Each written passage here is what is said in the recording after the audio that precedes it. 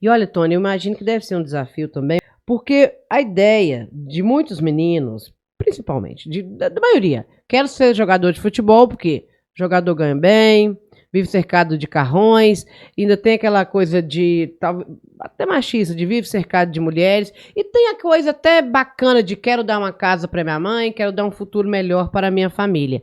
Só que às vezes a gente vê cifras tão estratosféricas, igual, parece que teve uma proposta para aquele jogador Mbappé, aquele francês, de tantos milhões de euros e não sei o quê.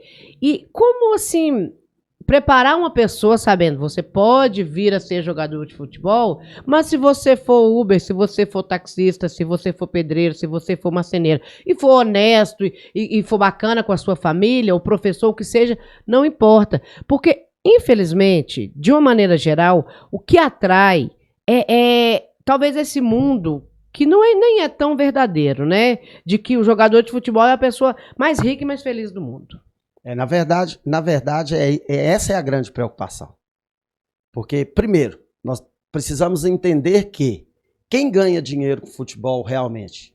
Uma minoria. Entendi. Se nós pegarmos os jogadores de futebol do Brasil, talvez não vai atingir 5% que realmente ganham todo esse dinheiro. Uhum. A maioria está aí ralando, batalhando e não tem acesso a esse mundo da elite do futebol aí, né? E a primeira coisa que tem que formar, se você tem o desejo de ser esse jogador de futebol, você precisa trabalhar. Trabalhar muito. Você precisa treinar. Que não adianta só ter talento. Uhum. Né? O talento só não vai ser suficiente. Então você tem que ter talento, mas você tem que ter disciplina. Porque às vezes o que faz com que uma criança, um adolescente, ele não consiga vencer no futebol, não é falta de técnica. Não é falta de talento, é falta de disciplina. Porque ele não foi disciplinado o suficiente enquanto deveria ser, que era no momento que ele estava na categoria de base. E é isso que você está falando, disciplina, é perseverança e treino? É isso? É disciplina, perseverança, treino. É você entender que você nasce dotado de algumas habilidades e que elas precisam ser melhoradas todo dia. Então você não pode ir para um treino e aceitar que você saia lá do mesmo jeito que você entrou. Você tem que sair de lá melhor.